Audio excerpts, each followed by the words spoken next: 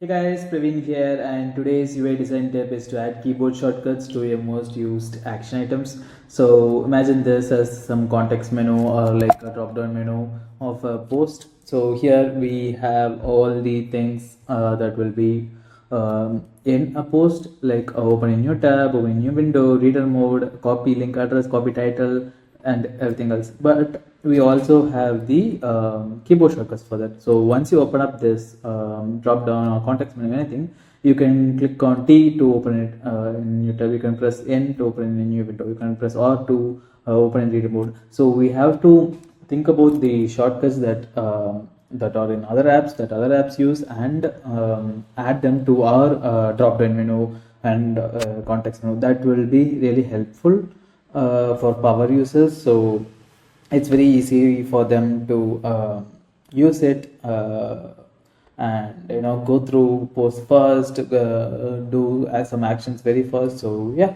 that's the reason why we are having these keyboard shortcuts.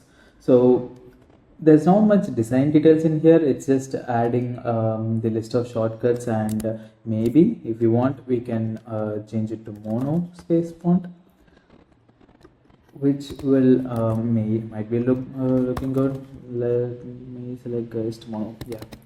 Yeah, so we can select mono space font, so that it's aligned in a single line, everything. So it's easier to look at and use. And you can of course reduce the contrast a bit. So this is the main text in slate 950, this is in slate 400, so it's not very prominent. So yeah, try doing this, try adding some keyboard shortcuts to your design, and it will be very it will be very helpful for power users. So that's it for this video. Bye bye.